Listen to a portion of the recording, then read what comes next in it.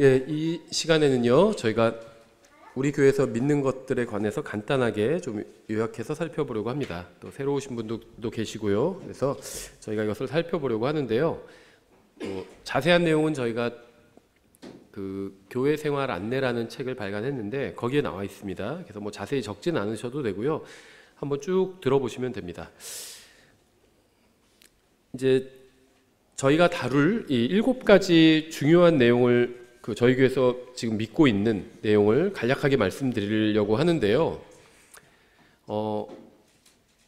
지금 현재 이 7가지에 나는 동의가 잘 안 된다 이런 분도 상관은 없습니다. 그래서 그 교회에 대한 모든 것을 다 알아보고 다니는 건 아니잖아요. 그래서 이 교회에서는 이제 크게 이런 것들을 믿고 있구나 이렇게 아시면 되고요. 다만 이제 이 7가지는 이제 아주 기본적이고 중요한 것들이거든요. 그래서 만약에 생각이 좀 다르시다면 한번 교회에서 가르치는 걸 들어보시고 이렇게 하시면 좋을 것 같고요. 생각이 다르다 할지라도 자기가 다른 생각을 가지고 있는 걸 다른 분들한테 적극적으로 알리시면 안 됩니다. 그러니까 무슨 말이냐면 우리 교회에서는 믿는 것들이 있어요. 그 7가지를 이제 오늘 간단하게 정리해서 말씀드리려고 하는데요. 이렇게 믿는 것들이 있는데 이것과 내가 지금 믿는 것이 좀 다른 것은 상관없습니다. 그런데 우리 교회에서 믿는 것과 다른 것을 교회에서 적극적으로 알리고 가르치고 다른 사람한테 믿으라고 강요하거나 그래서는 안 됩니다. 근데 이것은요, 아주 어디서나 우리가 지켜야 될 기본적인 룰이겠죠. 매너고. 그래서 우리 교회뿐만 아니라 다른 교회에 가시면 그 교회에서 가르치는 것을 존중해 주시고 따라 주시는 게 좋죠. 그래서 만약에 제가 어느 지역에 이제 가게 됐는데 예를 들면 뭐 교회가 전혀 없어요. 그리고 제가 교회를 개척하거나 이럴 수 있는 환경이 되지 않아요. 근데 그 교회, 그 지역에 장로교회가 있어요. 그럼 제가 거기 나가서 주님께 경배를 드릴 수 있겠죠. 그러면 장로교에서 가르치는 것과 또 제가 믿는 것이 좀 다른 부분들이 있죠. 근데 이제 그런 부분을 가지고 그 교회에서 저는 분란을 일으키지는 않을 것 같아요. 다만 이제 그 교회 목사님한테 얘기 드릴 수는 있겠죠. 저는 이렇게 믿습니다.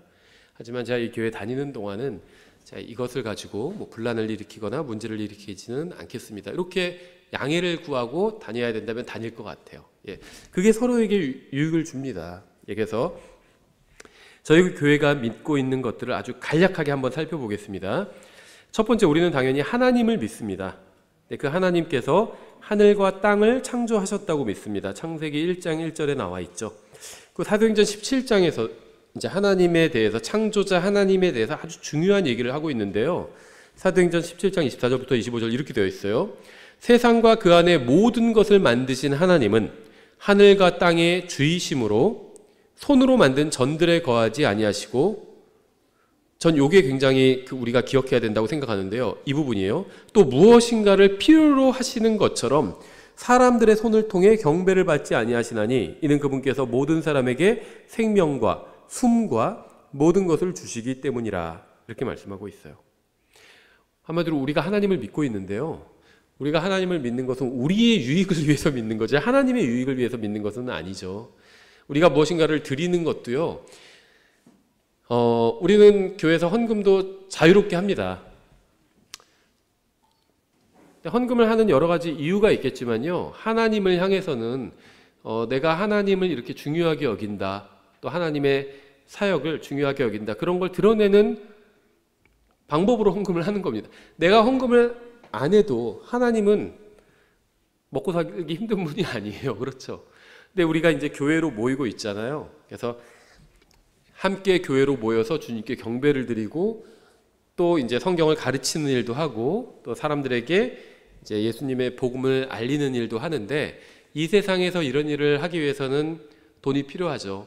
그래서 이런 일을 하는 데 있어서 내가 열심히 일해서 번 돈을 나를 위해서 써도 되는데 내가 이런 일을 위해서 사용하겠습니다 하면서 함께 교회에 이제 헌금을 하는 겁니다. 그래서 교회에 헌금을 하는 것이 하나님을 사랑하는 동기로 하는 것이지 마치 내가 뭐 하나님께 뭐 대단한 걸 드리는 것처럼 아니면 나로 인해서 하나님께서 무엇인가를 공급받으시는 것처럼 그런 생각을 가져서는 곤란하겠죠. 여기서 말씀하시는 것처럼 하나님께서는 사람들의 손을 통해서 경배를 받지 아니하시고 뭐 필요한 거를 사람들을 통해서 채움받는 분은 아닙니다.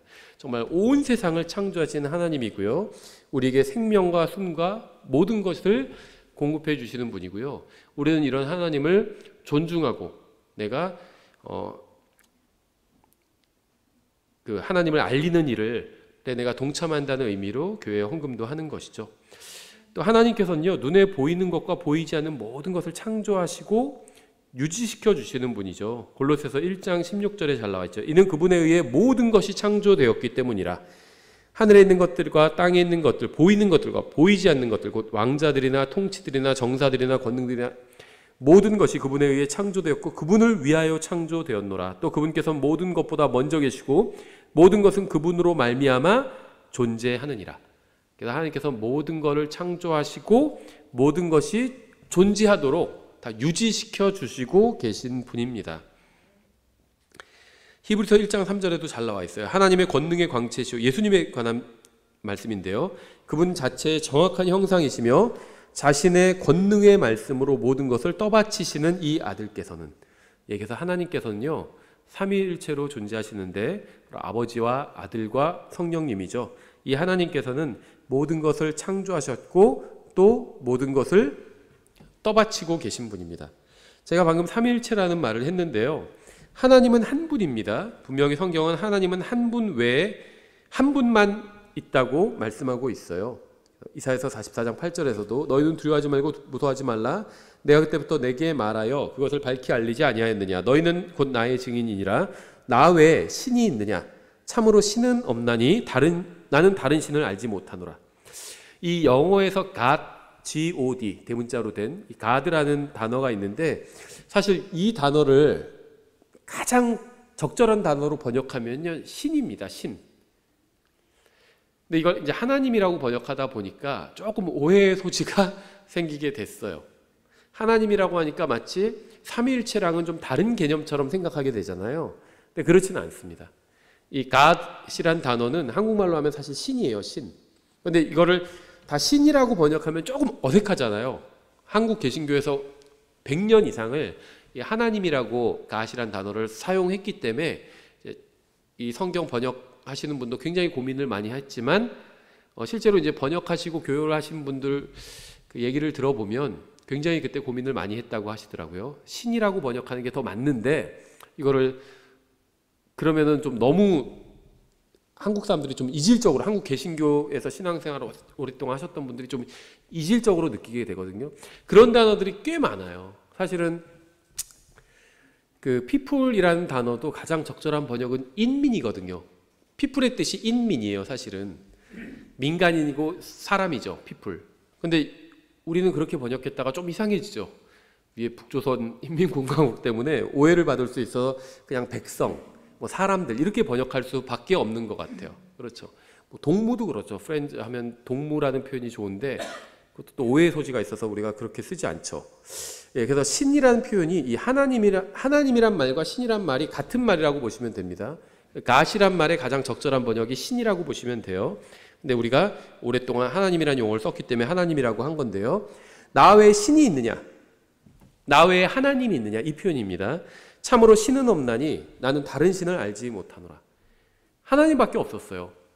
하나님께서 모든 것을 창조하셨습니다. 하나님은 누가 만들었냐? 만약에 누가 하나님을 만들었으면 그건 하나님이 아닙니다. 아무도 만든 존재가 없어야 돼요. 하나님은 혼자 스스로 계셨습니다. 그래서 자기 이름을 I am이라고 표현하신 거예요. 나는 나라는 겁니다. 더 이상 표현할 방법이 없어요. 하나님은. 이름이란 게 2개, 3개, 4개 이상이 있어야 이름이 필요한 거죠. 존재가 단 하나밖에 없으면요, 이름이 필요가 없습니다. 그 존재가 그냥 그거 자체예요. 그렇죠? 사자도 한 마리만 있으면 그냥 다른 이름 필요 없죠. 근데 동물에 가면 뭐 사자들 이름이 굉장히 많아요. 에버랜드 가면. 왜냐하면 사자들이 많으니까 이름을 다 다시 지어준 거죠. 그 사자라는 종 중에서 이름을 지어준 거예요. 하나님 외에는 신이 없습니다. 다른 뭐 마귀도 있고 다른 많은 것들이 있지만 그건 다 하나님께서 만드신 것들이고 만드신 것 중에 타락하거나 변질된 것들입니다. 한 하나님이 계시고 하나님과 사람들 사이에 한 중재자가 계시니 곧 사람이신 그리스도 예수님이시라 이렇게 말씀하고 있죠. 여기서 하나님 한 분이라고 성경 분명히 말씀하고 있어요.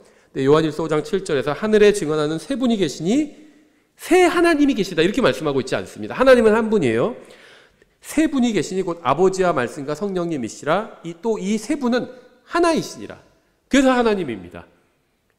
하나님은 한 분이에요. 하나님 안에 아버지와 말씀과 성령님이 계신 겁니다.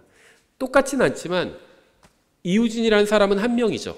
근데 이 이우진이라는 사람의 몸 안에 이우진의 혼이 들어있죠.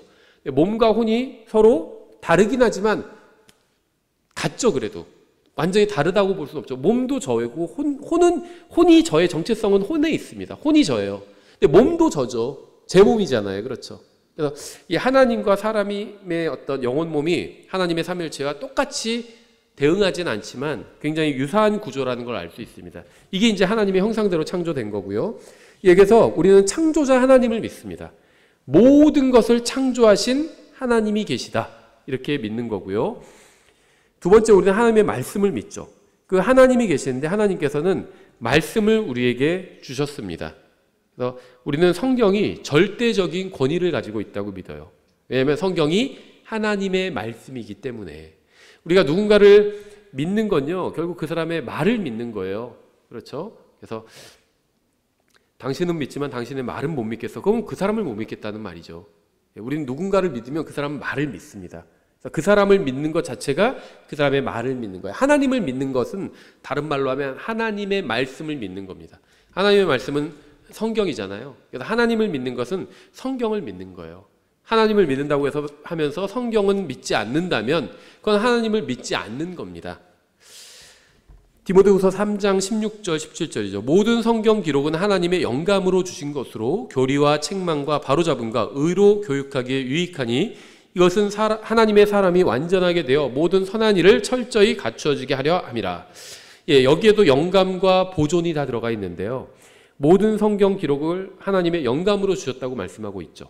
영감으로 주셨다는 말은요, 사실은 이 영감이 추상적인 것이기 때문에 이렇게 설명하기가 쉽지는 않은데요.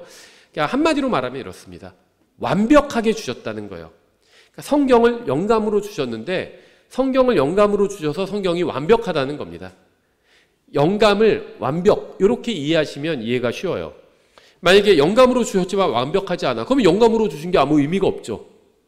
영감으로 주셔도 완벽하지 않으면 영감이란 말이 의미 없어요. 그럼 영감이 뭐가 의미가 있어요? 그렇죠. 그러니까 영감으로 주셨다는 거는 하나님이 이제 숨을 불어 넣어 주셨다는 거거든요. 근데 이걸 이제 좀 더 우리가 구체적으로 우리식으로 적용하면 완벽하게 주셨다는 겁니다. 하나님께서 영감으로 주셨기 때문에 성경이 완벽합니다. 그럼 보존은 무엇이냐면, 자, 여기도 보존이 있다고 말씀드렸잖아요. 이 영감으로 완벽하게 주신 성경이 지금 우리한테까지 전수되어 내려온 겁니다. 그래서 우리가 이 성경을 읽으면 우리가 하나님의 사람이 될 수 있고 또 완전하게 돼서 모든 선한 일에 철저히 갖추어지게 되는 겁니다. 그런데 이제 주의하실 게 있어요. 보존되었다는 건요, 우리가 똑같이, 예를 들면 똑같이 베껴 썼다는 게 아니에요. 처음에 하나님께서 성경을 주실 때 구약은 히브리어로 주시고 신약은 그리스어로 주셨는데요. 그리스어와 히브리어라는 언어를 선택하신 겁니다. 근데 그 안에 언어는 뭐와 같냐면 그릇과 같아요. 그리고 말씀은 뭐와 같냐면 그릇 안에 담겨있는 음식과 같습니다. 내용물이에요. 그래서 이 그릇은 바뀔 수 있어요. 그렇죠. 그릇에 있는데 그릇에 있는 음식을 바꿔 담을 수 있죠. 다른 데로 덜어 담을 수 있잖아요. 이게 번역입니다. 그릇을 덜어 담는 게.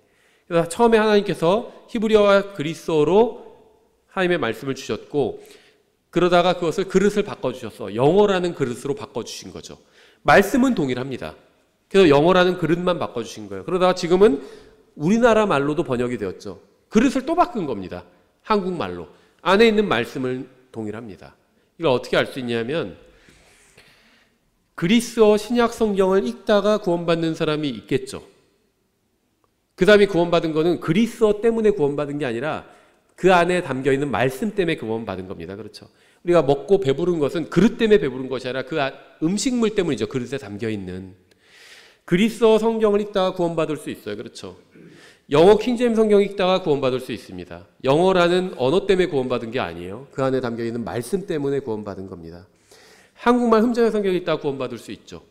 한국말 때문이 아니라 여기에 담겨있는 말씀 때문에 구원받은 거죠. 그러면 그리스어로 구원받은 사람, 영어 킹제임스 성경 읽다가 구원받은 사람, 한국 흠정의 성경 읽다가 구원받은 사람, 셋이 다 똑같은 구원을 받았죠. 왜 그러냐면 언어는 다르지만 그 안에 담겨있는 말씀은 동일한 말씀이었어요. 내용물을 그대로 옮긴 거거든요. 옮겨주신 거거든요. 똑같은 구원을 받았습니다. 그래서 하나님께서 보존해 주시는 것은 항상 말씀이라는 겁니다. 말씀을 보존해 주시겠다고 그랬지 어떤 언어를 보존해 주시겠다 이렇게 약속하신 적은 없습니다. 그래서 하나님께서 말씀을 영감으로 주셨고요. 완벽하게 주셨다는 겁니다. 보존해 주셨다는 건 그 말씀, 그 내용물을 그대로 지금까지 이어져 내려오도록 지켜주셨다는 겁니다.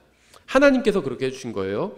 영감과 보존을 다 담고 있는 말씀이 또 시편에도 있죠. 시편 19편에 10편 19편 7절 8절 주의 율법은 완전하여 혼을 회심시키고 이게 완벽하게 주셨다는 거예요. 하나님의 말씀을.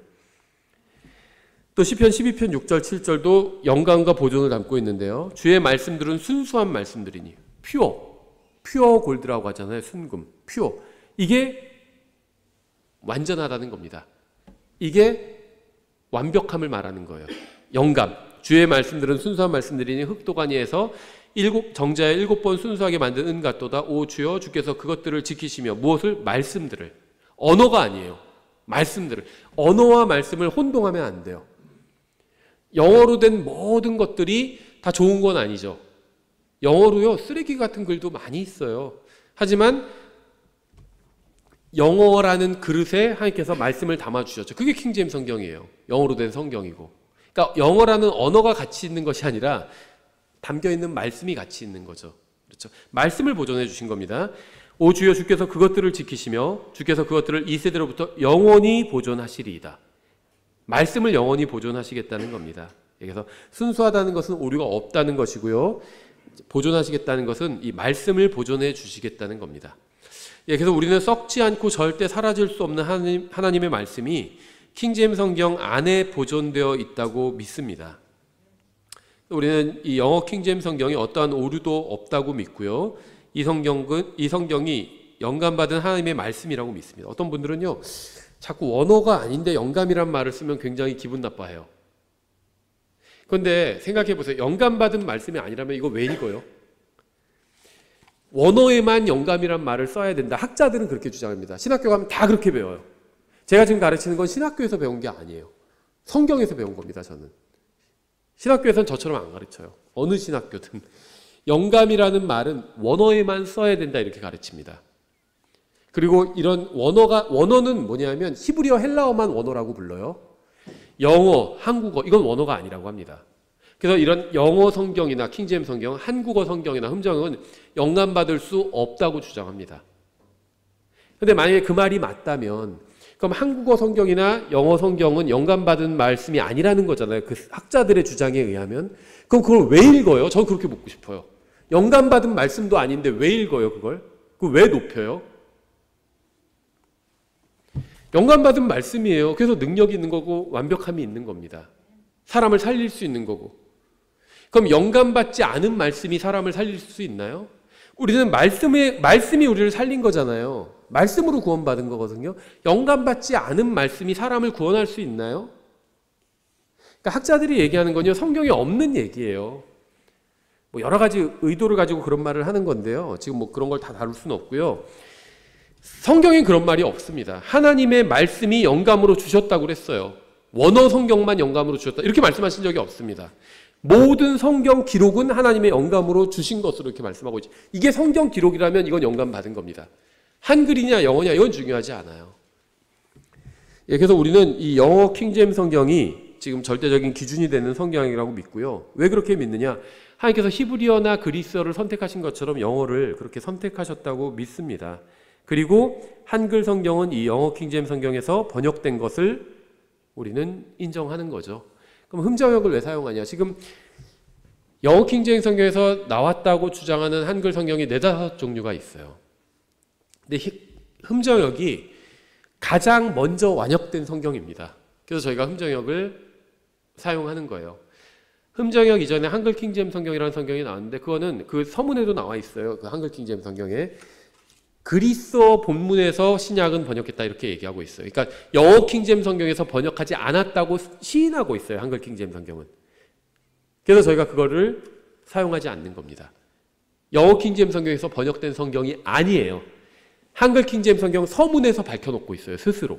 그래서 한글 킹제임스 성경의 이름은 한글 킹제임스 성경 이러니까 꼭 영어 킹제임스 성경에서 번역한 것 같은데 실제로는 영어 킹제임스 성경에서 번역한 성경이 아니라고 스스로 서문에서 밝히고 있어요. 한글 킹제임스 성경은.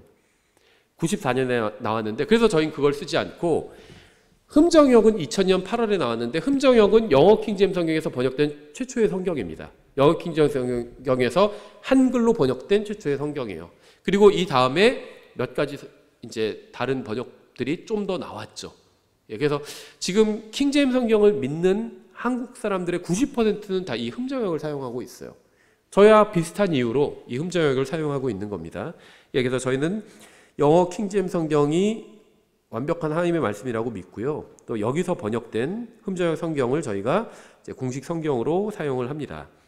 그래서 우리는 하나님을 믿고요. 하나님의 말씀을 믿고요. 이제 하나님의 아들을 믿습니다. 하나님께서 이제 자신의 말씀을 기록하신 책이 바로 성경이고요. 또 우리는 이 성경이 예수님에 대해서 증언하고 있다. 이렇게 믿습니다. 우리는 예수님께서 인간의 몸으로 오신 하나님이라고 믿어요. 무슨 말이냐면 제 몸은 인간의 몸이죠. 근데 인간의 몸 안에 들어있는 몸 안에 혼이 들어있다고 말씀드렸잖아요. 인간의 몸 안에 인간의 혼이 들어있습니다. 저의 혼이 전데 이게 이제 자, 에고, 셀프 이렇게 부를 수 있어요. 혼을 다른 말로 하면 나 자신인 겁니다. 근데 저의 혼은 인간의 혼입니다. 사람의 혼이에요. 저의 마음은 사람의 마음이고요. 그런데 예수님은요. 인간의 몸을 입고 오셨는데 그 안에는 하나님이 들어 계셨던 겁니다. 저는 인간의 몸 안에 인간이 들어있어요. 사람의 몸 안에 사람이 들어있는데 예수님은 사람의 몸에 하나님이 들어 계셨던 겁니다. 그러니까 그 안에 있던 마음도 하나님의 마음이죠. 히브리서 10장 5절인데요. 그러므로 그분께서 세상에 들어오실 때 이르시되 희생물과 헌물은 주께서 원치 아니하시고 오직 나를 위하여 한 몸을 예비하셨나이다. 마리아는 하나님을 낳은 게 아니에요. 하나님께서 거하실 몸을 낳은 겁니다. 마리아의 태 속에 예비되었던 것은 예수님이 아니라 하나님이 아니라 하나님께서 이 세상에서 사용하실 몸이었던 겁니다. 그래서 디모데전서 3장 16절에 논쟁의 여지가 없이 하나님의 성품의 신비는 위대하도다. 하나님께서 육체 안에 나타나셨고 육체 안에 나타나신 겁니다. 그렇죠? 그래서 우리는 이 예수님이 바로 하나님이신데 인간의 몸을 입고 이 세상에 오신 분이다. 이렇게 믿어요. 그래서 우리가 장소에 따라서 부르는 이름이 달라질 수 있거든요. 예를 들면 제가 한국에선 이우진이지만 미국 가면 뭐 우진 리 뭐 이렇게 부르겠죠. 이름이 약간 바뀌잖아요. 아니면 아예 그냥 영어 이름 쓰는 사람도 있죠. 데니엘 리 뭐 이런 식으로 바꿀 수도 있겠죠. 예수님은 하나님인데요. 이 세상에 오실 때 인간의 몸을 입고 오셨잖아요. 그래서 인간 이름을 사용하신 겁니다. 그게 바로 예수라는 이름이에요. 인간 이름입니다. 하나님의 인간 이름이에요. 하나님의 인간 이름. 저의 영어 이름 이런 게 있는 것처럼 하나님의 인간 이름이 바로 예수라는 이름입니다. 그래서 골로새서 아까 우리가 인용했죠. 골로새서가 예수님에 관한 말씀이에요. 1장 14절부터 17절. 그분 안에서 우리가 그분의 피를 통해 예수님 말하는 겁니다. 그분의 피를 통해 구속고 죄들의 용서를 받았도다. 그분께서는 보이지 아니하는 하나님의 형상이시오. 모든 창조물의 처음 난 자이시니 이는 그분에 의해 모든 것이 창조되었기 때문이라. 하늘에 있는 것들과 땅에 있는 것들, 보이는 것들과 보이지 아니하는 것들, 곧 왕자들이나 통치들이나 정사들이나 권능들이나 모든 것이 그분에 의해 창조되고 그분을 위하여 창조되었노라. 또 그분께서는 모든 것보다 먼저 계시고 모든 것을 그분으로 말미암아 존재하느니라. 예수님에 관한 말씀입니다. 그런데 예수님이 창조주 하나님이라고 증언하고 있죠. 저희가 지금 오전 시간에 미가 강의를 하고 있는데요. 한 2달 정도 하면 끝납니다. 미가 강의 끝나고 갈라디아서 하고 그 다음에 이 골로새서 강의를 하려고 하는데요. 골로새서는 예수님이 창조주 하나님인데 인간의 몸을 입고 이 세상에 오신 분이다. 이렇게 소개하고 있는 겁니다. 그리고 예수님은 처녀의 몸에서 태어나셨죠. 그러니까 마리아의 태 속에 있던 것은 예수님의 몸이었습니다. 예수님의 몸. 그래서 성경은요, 거룩한 마리아의 태 속에 있던 것을 거룩한 분이라고 부르지 않고 거룩한 것이라고 부르고 있어요. 왜냐하면 예수님이 아니라 예수님의 몸이기 때문에 그렇게 부른 겁니다. 그렇죠? 예수님께서는요, 다시 이 세상에 오셔서 2000년 전에 오신 적이 있고요, 인간의 몸으로. 그러다가 십자가에 달려 죽으시고 묻히시고 부활하셔서 승천하셨죠. 하늘로 올라가셨죠. 다시 이 세상에 오시겠다고 약속을 하셨습니다. 성경에 많이 나와 있죠. 그런데 먼저 다시 이 세상에 딱 오시기 전에 먼저 공중으로 오실 겁니다.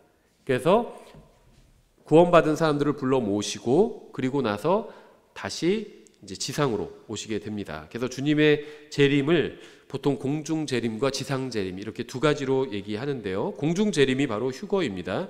데살로니가전서 4장 16절에 있죠. 17절. 주께서 호령과 천사장의 음성과 하나님의 나팔 소리와 함께 친히 하늘로부터 내려오시리니 그리스도 안에서 죽은 자들이 먼저 일어나고 그 뒤에 살아서 남아있는 우리가 그들과 함께 구름들 속으로 채어 올라가 공중에서 주를 만나리라. 그리하여 우리가 항상 주와 함께 있으리라. 이게 휴거죠. 그래서 어떤 분은요, 그냥 자기는 성경에 있는 용어만 사용하겠다 이런 분도 봤어요. 목사님들 중에. 그래서 그분은 휴거라고 안 부르고 채어 올라가 이렇게 불러요. 채어 올라감. 우리가 언제 채어가 올라갈지 알 수 없잖아요. 이렇게 얘기해요. 그러니까 우리가 언제 휴거될지 알 수 없잖아요. 이 말을 우리가 언제 채어 올라갈지 알 수 없잖아요. 이렇게 얘기해요. 뭐 좋다고 생각합니다. 성경에 있는 용어들을 그대로 사용하는 것 나쁘지 않죠. 구원받은 모든 신약 성도가 다 같이 들림받아 올라가게 되는데요. 먼저 죽은 사람들이 있잖아요. 그 사람들은 땅 밑에 있죠. 뭐 흙으로 돌아갔겠지만 이미 땅 밑에 있잖아요. 그 사람들의 몸이, 그 사람들의 혼은 셋째 하늘에 있죠. 휴거가 될 때요, 그 사람들의 혼이 돌아오게 됩니다. 이 세상으로. 근데 혼은 눈에 보이지는 않아요. 땅 밑에 있는 몸이 부활하게 됩니다. 그래서 혼과 몸이 만나고 공중에서 우리도 같이 만나게 되는 것. 그래서요, 이게 사실은 동시에 일어나는 일인데 죽은 자들이 먼저 일어난다고 한 건 그 사람들이 땅 밑에 있기 때문에 먼저 일어나야 돼요. 거의 동시입니다. 동시에요. 거의 뭐 시간차가 대단히 있는 게 아니에요. 그래서 먼저 그리스도 안에서 죽은 모든 사람들, 2000년 동안 그리스도 안에서 죽은 모든 사람들이 부활하게 됩니다. 그래서 순식간에 공중으로 올라가고 우리도 순식간에 공중으로 올라서 그 사람들은 먼저 일어나죠. 우리는 일어나 있죠 이미. 그 사람들은 먼저 일어나고 그래서 먼저 일어나는 거예요. 죽었기 때문에. 동시에 올라가서 공중에서 주님을 만나게 되는 겁니다. 그리고 아마도 다시 이제 새 예루살렘으로 돌아가겠죠. 그리고 7년 후에 이제 지상으로 주님과 함께 재림하게 되겠죠. 성경은 분명히 이 사건이 일어날 것이라고 말씀하고 있어요. 다만 언제 일어날지는 아무도 모른다고 말씀하셨습니다. 아들도 모른다고 하셨어요. 하늘에 있는 천사들도 모른다고 말씀하셨습니다. 어떤 사람들 거죠. 막 자기가 계시를 받았다. 예수님께 계시를 받았다. 근데 아들도 모른다고 했는데 어떻게 계시를 받아요? 어떤 사람은요, 천사에게 계시 받았다고. 근데 하늘에 있는 천사도 모른다고 그랬어요. 어떻게 계시 받아요? 가짜 계시인 거죠. 안다고 하는 사람은 다 거짓말쟁이라고 보시면 돼요. 언제 주님께서 오실 것 같다 이렇게 얘기하는 사람은 다 거짓말쟁이입니다. 그래서 빨리 오실 것 같다 이런 말도 조심해야 돼요. 그것도 거짓말이에요. 빨리 언제 오실지 몰라요. 우리는 빨리 오셨으면 좋겠다 이건 괜찮죠. 그건 나의 바람이니까 빨리 오셨으면 좋겠다 그렇게 바랄 수는 있는데, 빨리 오실 것 같다, 뭐 1년 내로 오셨으면 좋겠다, 이거는 문제가 전혀 없는 발언입니다. 그렇죠? 1년 내로 오셨으면 좋겠다 주님께서, 그건 좋죠. 근데 1년 내로 오실 것 같다, 이건 잘못된 겁니다. 그걸 어떻게 알아요? 몰라요. 500년 후에 정해질 게 없어요. 500년 후에 오실지 50년 후에 오실지 5년 후에 오실지 5일 후에 오실지 5시간 후에 오실지 모릅니다. 정해진 게 없어요. 아무도 모릅니다. 아버지께서 정하시는 거예요. 그거는. 그래서 아들이 모르는 거예요. 예수님은 전지하시는 하나님이에요. 예수님이 모르는 건 왜 모르냐면 정해지지 않았기 때문에 모르는 겁니다. 아버지 하나님께서 정하기로 결정을 하셨어요. 그래서 아버지께서 지금이다 정하면 아들 하나님께서 바로 재림하시는 겁니다. 그래서 아무도 이 재림의 날 또 휴거의 날을 알 수가 없습니다. 휴거를 알면 재림을 알 수 있죠. 7년 후니까. 휴거를 몰라요. 그래서 재림도 모르는 겁니다. 지금 일어나는 일들, 뭐 전쟁, 뭐 전염병 이런 건요 항상 있었어요. 이런 거는 어떤 징조가 아닙니다. 이런 사람이 볼 수 있는 징조는 없어요. 이 재림의 가장 큰 징조가 휴거거든요. 휴거가 일어나면 그때부터 이제 계시록에 기록된 일들이 일어나게 돼요. 그럼 그런 징조가 이제 실제적으로 일어나게 됩니다. 근데 휴거가 일어나기 전에는요, 징조가 전혀 없어요. 아무도 알 수 없습니다.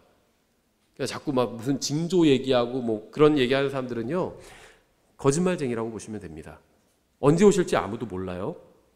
그럼 주님께서 나중에 이제 재림하셔서 무엇을 하실 것이냐? 왕국을 세우실 겁니다.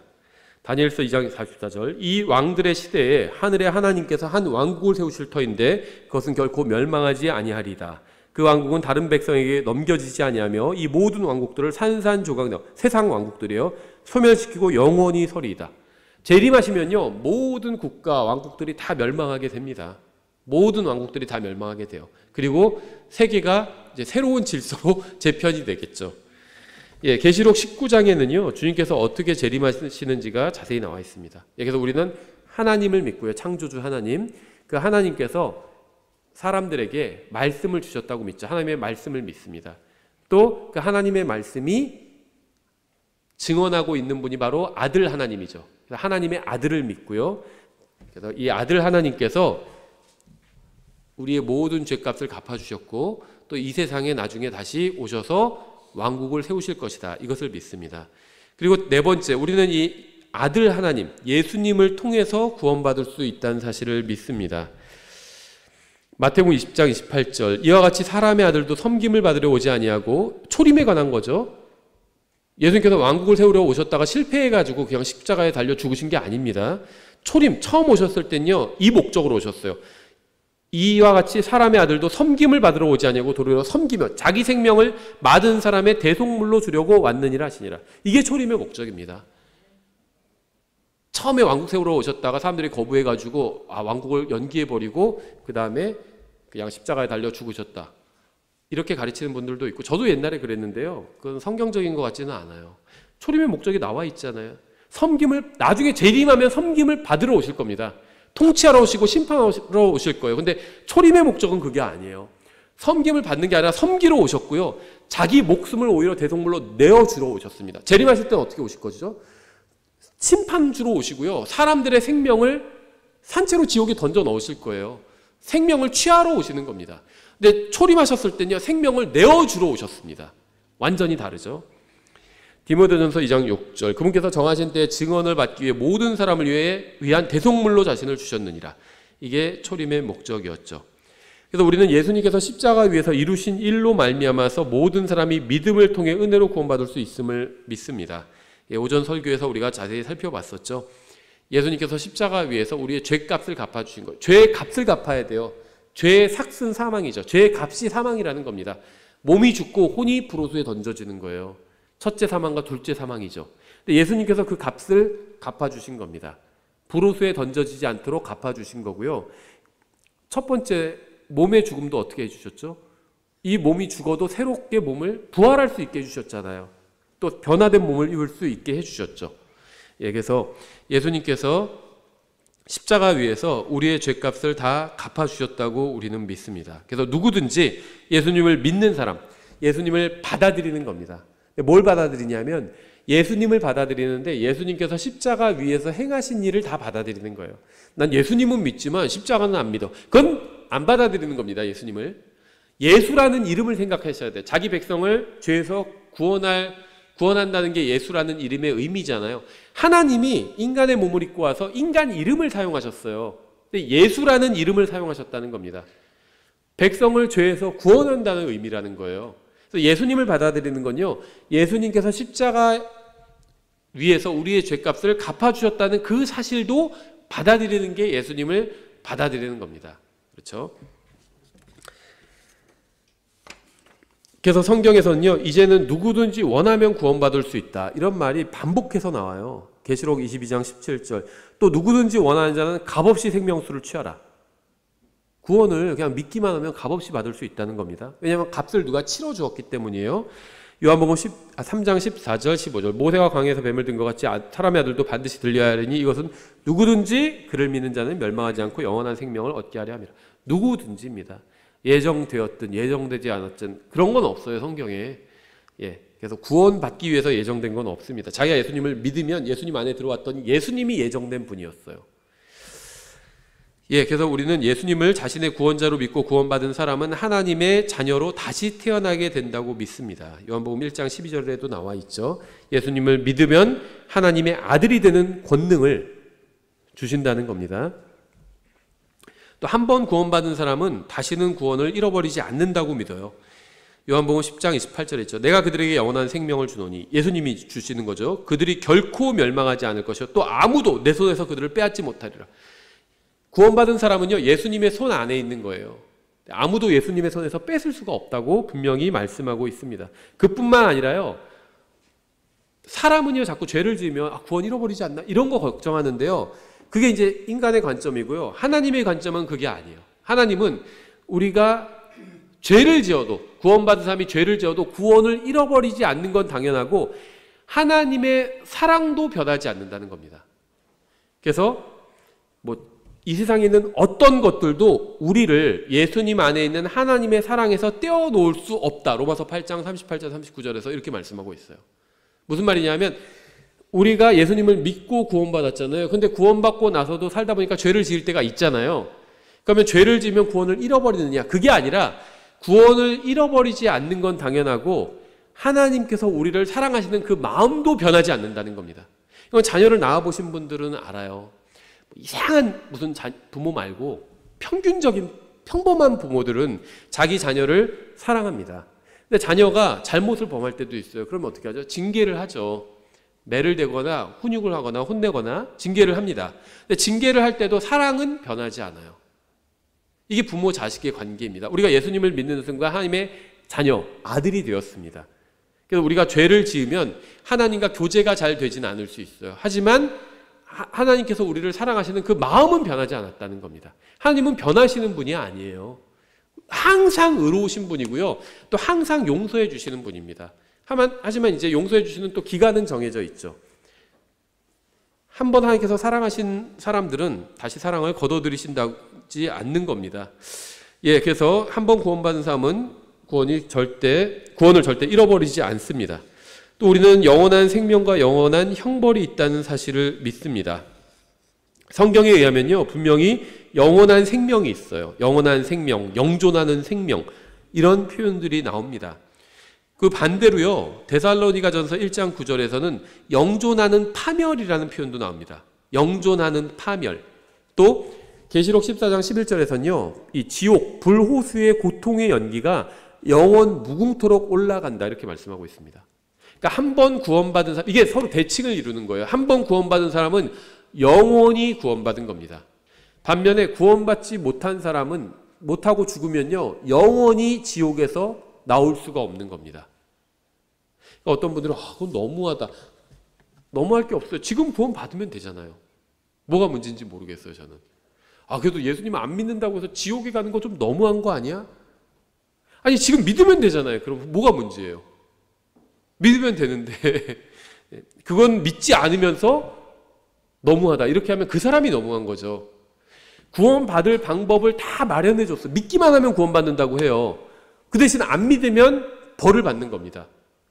근데 안 믿으면 받는 벌이 영원하다고 해서 그걸 너무하다 이게 지적하면 하나님이 너무한 게 아니라 그 사람이 너무한 거죠. 구원받을 수 있는 방법을 마련해 줬는데 그건 거부하면서 형벌이 과하다 이렇게 얘기하는 건, 형벌을 용서해 주신다고 그랬잖아요. 그래서 사람들이 과하다고 생각하니까 그럼 용서해 줄게 이렇게 얘기하셨잖아요. 그럼 용서 받으면 되는 거지. 그건 근데 또 거부하면서 벌도 받기 싫다. 자기 마음대로 다 되지 않죠. 우리가 세상 사는 것도 내 마음대로 되지 않는데 하나님 앞에서 하물며 뭐 내 마음대로 될까요? 사는 것도 내 마음대로 되지 않잖아요. 내 마음대로 됐으면 이렇게 살지 않았겠죠. 사람이 자기 마음대로 되는 게 아닙니다. 그렇죠. 여섯 번째, 우리는 교회가 그리스도의 몸으로서 사명을 가지고 있다고 믿습니다.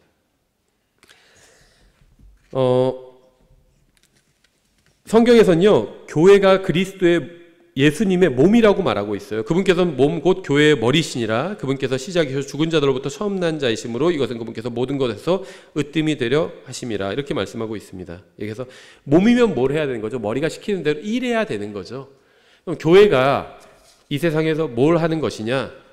예수님께서 세상에 계셨을 때 하시던 일을 하는 겁니다. 예수님께서는 세 가지를 하셨죠. 선한 일을 하셨고요. 또 말씀을 전하셨죠. 그 다음에는 또 기적을 행하셨죠. 근데 기적은 우리가 행할 수가 없잖아요. 그럼 요거 빼고 예수님께서 하신 선한 일을 하는 거고, 또 예수님께서 하시던 말씀, 하나님의 말씀을 전하는 것, 이거를 교회가 하는 겁니다. 예, 교회의 목적이 다른 것이 아니에요. 그래서 이 세상에서는요, 죄가 되는 나쁜 일도 있고요, 죄가 아닌 좋은 일들도 있어요.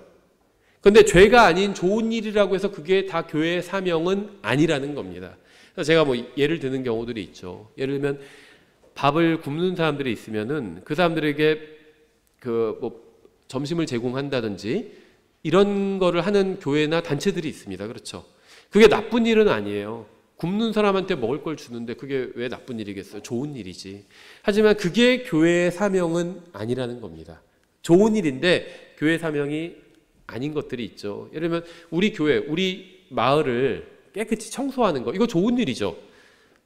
누가 동네를 깨끗이 치우고 있으면 비난받을 일이 아니잖아요. 칭찬받을 일이죠. 근데 그게 교회의 사명은 아니라는 겁니다. 그렇죠. 그래서 그런 식으로 보면 굉장히 많이 있어요. 그런 일들이. 교회의 사명은 뭐냐? 제가 말한 두 가지입니다. 하나님의 말씀을 전하고 또 하나님 앞에서 바르게 행하는 것, 하나님의 말씀대로 행하는 것. 이 두 가지를 교회가 하는 겁니다. 다른 것은요, 다른 단체나 다른 사람들이 하는 일이에요. 또 우리가 이 사회의 일원으로서 할 수도 있겠죠. 예를 들면 내가 사회의 일원으로서 우리나라 대한민국 남자로서 국방의 의무를 지죠. 그래서 이제 군대에 갑니다. 끌려가는 거지만 하여튼 군대 가죠.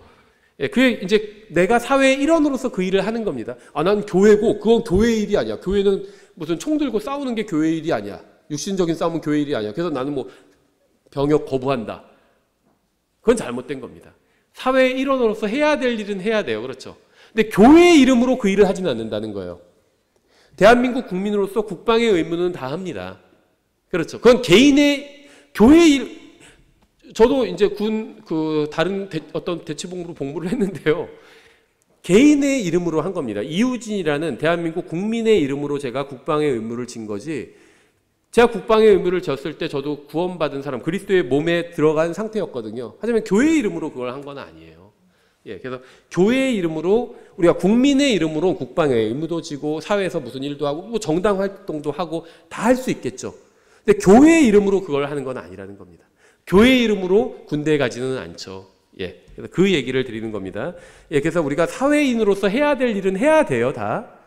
또 우리가 가정에 속한 가정의 구성원으로서 내가 성인이면 돈을 벌어야 된다든지 아니면 동생들을 돌본다든지 아이를 돌보든지 해야 될 일은 다 해야 됩니다. 그건 교회 이름으로 하는 건 아니에요. 가정의 일원으로서, 그 단체의 일원으로서 하는 겁니다. 근데 교회의 이름으로 하는 건요, 하나님의 말씀을 전하고 또 하나님의 말씀대로 사는 것을 보여주는 것을 교회의 이름으로 하는 겁니다. 예. 마지막 7번째, 우리는 교회와 국가가 서로 분리되어 있다고 믿습니다. 그래서 마태복음 22장 20절 22절에 나와 있죠. 그분께서 그들에게 이르시되 이 형상과 그 위에 쓰인 글이 누구의 것이냐 하시니 그들이 그분께 이르되 카이사르의 것이니이다 하매 그때 그분께서 그들에게 이르시되 그런즉 카이사르의 것들은 카이사르에게 또 하나님의 것들은 하나님께 바치라 하시니 이렇게 말씀하셨죠. 그래서 교회와 국가가 성경에는 분리되어 있어요. 그래서 미국 같은 나라가 이제 과거에 유럽은 다 교회와 국가가 일치되어 있었죠. 여기서 말하는 교회는 카톨릭 교회였죠. 많은 아시아 국가들도요, 종교와 국가가 일치되어 있었습니다. 그런데 미국 같은 경우에는 교회와 국가가 분리되었죠. 예, 그렇게 분리되는데 많은 힘을 쓴 사람들이 바로 침례교회 성도들이었어요. 예, 그래서 우리는 이제 그 영향으로 우리나라의 지금 이 민주주의 제도는 미국 것을 많이 그대로 가져온 것이거든요. 그래서 이제 우리나라 헌법에도 보장되어 있고요. 교회와 국가가 분리되어 있습니다. 그래서요, 그 목사는 죄송한 말씀이지만 정치인이 아니에요. 무슨 좌파든 우파든 이런 걸 다 떠나서 뭐 맞는 가치가 있겠죠. 다 똑같다는 얘기는 아닙니다. 어떤 것이 더 하나님 앞에서 맞는 가치인 것들이 있어요. 어떤 정치 이념 중에서 더 성경적으로 가까운 것이 있겠지만 목사는 정치인은 아니라는 겁니다. 의사도 아니에요. 아프면 병원 가야지 교회에 데리고 오면 안 돼요. 아픈 사람, 그렇죠? 예. 그래서 목사는 뭐 점쟁이도 아니고요. 대학 붙을지 떨어질지 그걸 어떻게 알아요? 공부 열심히 했으면 붙는 거고 열심히 안 했으면 떨어지는 거죠. 그러니까 목사는 의사도 아니고 점쟁이도 아니고 정치인도 아닙니다. 정치 평론가도 아니고 목사는 성경을 가르치는 성경 교사예요. 그래서 그 성경에 의하면 정치와 이스라엘을 제외하고는 정치와 종교는 분리되어 있어요. 또 정치와 믿음도 분리되어 있습니다.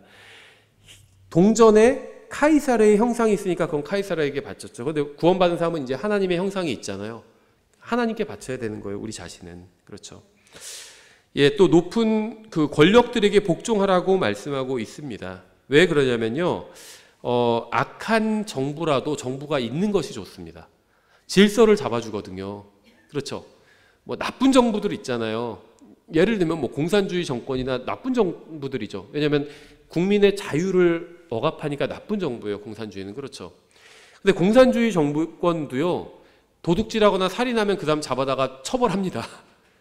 나쁜 정부라고 그래서 도둑질하는데 잘했어. 살인하는데 잘했어. 그런 정부는 없어요. 나쁜 정부라도 있는 게 좋아요. 그렇죠. 예, 그래서 이 정부에서 권력자들에게 복종하라는 것은 그래야 질서가 잡히기 때문이에요. 그리고 그래야 우리가 좀 더 안전하게 살 수 있고 또 신앙생활을 할 수 있기 때문에 그런 겁니다. 예, 그래서 그리스도인들은요 이렇게 정권에 대항하는 사람들이 아닙니다. 내가 지지하던 정권이건 반대하던 정권이건 정권에 대항하는 사람들은 아니에요. 일단 하나님께서 이 상황을 허락해 주셨다고 믿고 악한 정부라면요. 예를 들면 우리나라 정부가 악한 정부다. 그러면 하나님께서 심판의 도구로 주신 거예요. 이스라엘 백성이 하나님을 떠났기 때문에 하나님께서 악한 왕을 허락해 주신 거나 똑같다고 보시면 됩니다. 또 선한 정부라면 또 감사하면 되는 거죠. 하나님께. 예, 그래서 그냥 하나님께서 하실 일을 인정하고 우리가 악한 정부든 선한 정부든 믿음 생활을 하는 데는 전혀 문제가 없습니다. 생각해 보세요. 지금 우리나라 예를 들면 정부가 악하다 이렇게 얘기하는 사람도 있고 또 좋다 이렇게 얘기하는 분들도 있어요. 평가가 다르겠죠. 그런데요, 적어도요, 저는 우리나라 역대 정권들, 이승만 정권부터 시작해서 지금 윤석열 정권까지 어떤 정권이든 간에 과거의 이 신약 시대에 네로 황제가 통치하던 로마 정권보다는 더 좋다고 생각합니다. 그렇지 않나요? 아무리 독재 정권이라도 로마 정부보단 나아요. 그리스도인들 거기서 막 잡아 죽였거든요. 근데 우리나라 정권 중에 그리스도인들을 막 잡아 죽이고 그런 정권은 없어요. 그렇죠. 훨씬 낫다는 겁니다. 그런데 사도 바울이 그 시대 때도 바울과 베드로는 다 위에 있는 권세에게 복종하라고 이렇게 얘기를 했습니다. 그 사도 바울이 내가 신앙생활 제대로 잘해보고 싶은데 지금 정부가 엉망이 돼서 내가 못한다 이런 얘기 한 적이 없어요. 박해를 해도요, 엉터리 정부, 사악한 정부가 통치해도 바울같이 신앙생활 할 수 있어요. 우리가 생각할 때 최고의 훌륭한 그리스도인이 바울을 꼽을 수 있잖아요. 가장 사악한 정부, 우리나라 뭐 역대 정권과 비교해봐도 아주 형편없는 그런 네로 시대의 그런 사악한 정권 하에서도 신앙생활을 바울처럼 할 수 있었다면 우리가 뭐 어떤 정권에 탓할 수 있는 건 아니라는 겁니다. 하나님께서 큰 권력을 허용해 주신 거겠죠. 어떤 통치자들에게. 그 사람들은 하나님 앞에서 나중에 회개 보고를 해야 돼요. 큰 자나 작은 자가 다 하나님 앞에 선다고 그랬잖아요. 그래서 그 사람들은 심판받을 거고요. 우리는 하나님께서 나에게 허락해 주신 상황이다라는 걸 받아들이고 여기서 신앙생활을 잘 할 수 있습니다. 악한 정부하에서도 잘 할 수 있고요. 좋은 정부하면 더 편하게 잘 할 수 있죠. 다 잘할 수 있어요. 전혀 문제가 없다는 겁니다. 성경은 분명하게 우리가 그리스도를 위한 대사가 되었다라고 두 번에 걸쳐서나 말씀하고 있어요. 대사라는 겁니다. 우리가 그리스도를 위한 대사. 그래서 주님께서는요, 단 한 번도 이 세상을 바로잡으라고 말씀하신 적이 없어요. 이게 아마 저는 독립침례교회와 다른 일반 교회가 다른 점이 이제 교리적으로 다른 점이 여러 가지가 있는데 이것도 하나의 큰 포인트라고 생각합니다. 다른 많은 교회들은요, 이제 후천년주의를 믿고 그래요. 세상이 좋아지면 예수님께서 재림하시거나 아니면 재림하신 것만큼이나 좋아진다. 이런 세상이 기독교화되어서 예수님께서 재림하시는 것만큼이나 좋아진다. 이렇게 믿는 교회들이 있습니다. 그래서 복음 열심히 전해서 세상이 기독교화되면 세상이 낙원이 된다. 이렇게 믿는 사람들이 있는데요. 성경은 그렇게 말씀하고 있지 않습니다. 그래서 성경은요, 우리가 세상을 바로잡으라고 말씀하신 적이 없어요. 예수님께서 재림하셔서 바로잡으실 겁니다. 그럼 우리는 세상에서 뭘 해야 되느냐? 복음을 전하는 일을 하는 겁니다. 성경에 의하면 제가 여러 번 말씀드렸는데요, 이 세상은 침몰하는 배와 같아요. 타이타닉. 침몰하는 배와 같습니다. 그럼 침몰하는 배에서 뭘 해야 되죠? 예, 뭐 급하면 화장실도 갔다 와야 되겠죠. 배가 침몰한다고 해서 바지에 싸는 것보다는 화장실도 갔다, 기본적으로 사는데 필요한 일은 해야 되겠죠. 하지만 침몰하는 배에서는 기본적으로 사람들을 구명정에 태우는 일을 해야 됩니다. 침몰하는 배에서 막 먼지를 털고 있거나 그게 막 배를 때려 부수는 일보다는 낫죠. 배가 침몰하고 있는데 거기서 막 배를 때려 부수고 있어요. 어차피 이거 침몰할 건데 하면서. 그건 안 좋은 일이죠. 침몰하지만 그래도 좀 깨끗이 유지해야지 막 그래서 청소하거나 페인트 칠하거나, 그건 또 불필요한 일이에요. 그렇죠. 우리는 침몰한다는 사실을 알고 있죠. 이 세상이 어떻게 되는지 알고 있잖아요. 나중에 불로 다 살라버리실 거예요. 침몰하는 배예요, 이 세상은. 우리가 해야 될 일은 사람에게 구명조끼 입히고요, 구명정에 태우는 일, 그걸 우리가 해야 되는 일인 겁니다. 복음을 전하는 일을 해야 돼요. 이 세상은 바로잡히지 않아요. 여러분 가정도 바로잡기 힘든데 여러분 남편분들은 아내 바로잡을 수 있나요? 못해요. 불가능해요. 아내들은 남편 바로잡을 수 있나요? 불가능합니다. 제가 줄에 두 번뿐이 안 했지만 그 얘기 꼭 하거든요. 바로잡으려고 하지 말라고. 제가 결혼해서도 또 종종 저희 자매한테도 부탁하거든요. 날 바로잡으려고 하지 말라고. 못해요. 서로 안 돼요. 서로 안 돼요. 근데 나를 바로잡으실 수 있는 분이 있죠. 하나님이죠. 또 내가 나 스스로 바로잡을 수 있어요. 하나님이 나를 바로잡을 수 있고. 그러면 내가 상대방을 바로잡고 싶으면 그 사람을 막 내가 바로잡으려고 하지 말고, 나는 못해요. 그 사람 바로잡을 수가 없습니다. 하나님께 기도해야죠. 저 사람 바로잡아 달라고. 그래서 그 사람 위해서 기도하세요. 남편이나 아내를 바로잡고 싶으면 남편이나 아내한테 얘기하지 말고 하나님께 얘기해서, 하나님께. 그럼 모든 분쟁이 사라집니다. 하나님께서 우리에게 주신 사명은요, 나를 바로잡으라고 말씀하셨어요. 자기 스스로를. 이 세상 바로잡지 못해요. 나 스스로를 하나님의 말씀으로 바로잡으면 되고요, 다른 사람한테는 복음을 전해주면 됩니다. 저기 타세요. 근데 싫다고 그래요. 안 탈 거야. 막 그러면은 다른 사람, 아 그러세요? 그럼 그 사람 놔두고 다른 사람을 얘기하면 돼요. 저기 타세요. 이렇게 구명정에 타세요. 다른 사람한테 복음 전하면 되는 겁니다.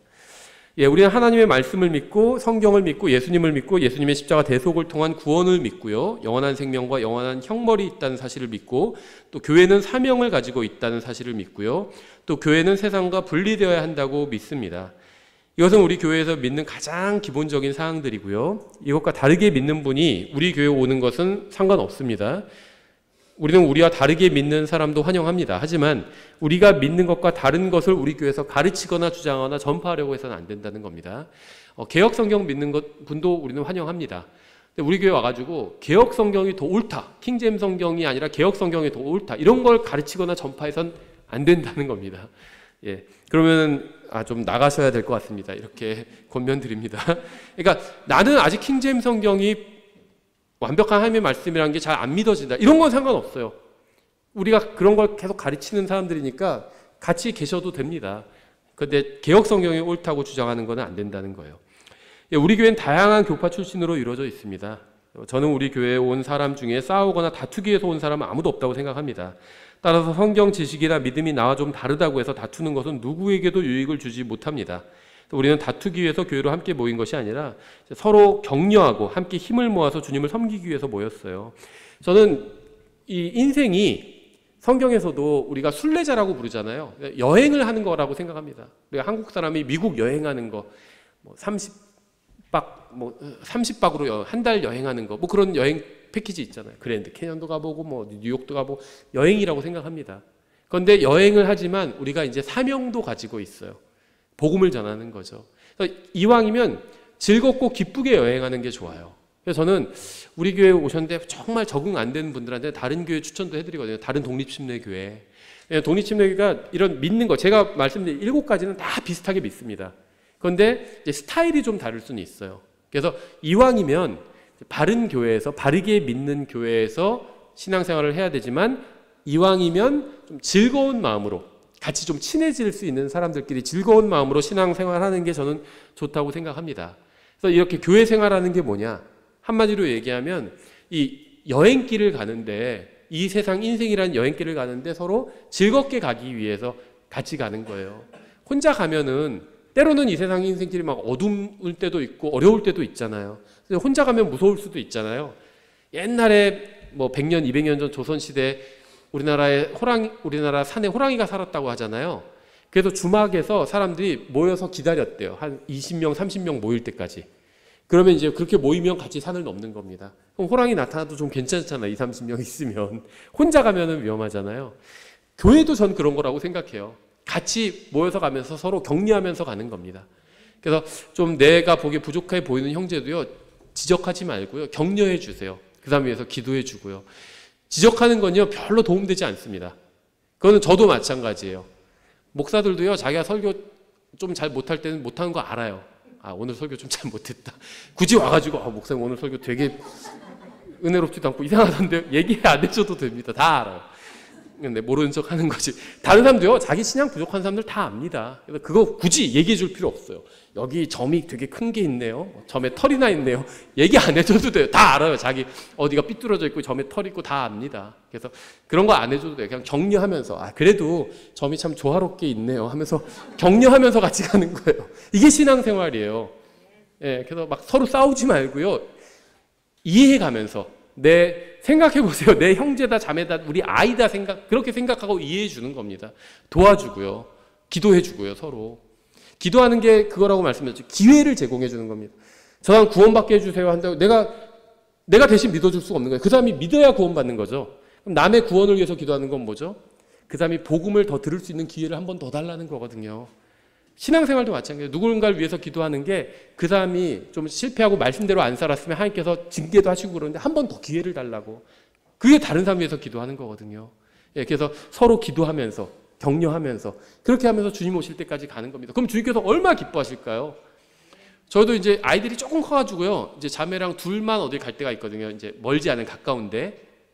그러면 이제 애들끼리 자리를 쓰라고 그래요. 이제 전화 있어서 무슨 일 있으면 전화하라고 그러고.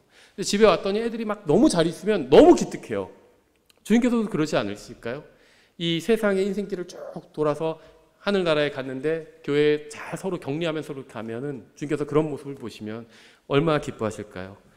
예, 그래서 주님께서 오실 때까지 우리가 한 교회로 이렇게 모여서 서로 격려하면서 같이 믿음의 길을 걸어갔으면 좋겠습니다. 예, 제가 기도하고 찬양하고 마치겠습니다. 기도하겠습니다. 하나님 아버지, 주님께서 저희들에게 큰 은혜를 내려주셔서 구원받게 해주시고, 또 진리의 말씀도 주시고, 또 저희들을 인도해 주시는 성령님도 주시고, 또 이 세상에서 정말 함께 신앙생활할 수 있는 형제 자매들도 주셔서 감사드립니다. 저희가 서로 격려하면서 이 순례의 길을 마치고 정말 저희의 영원한 본향인 하늘나라에 이룰 수 있도록 도와주시기 원합니다. 예수님의 이름으로 기도드렸습니다. 아멘.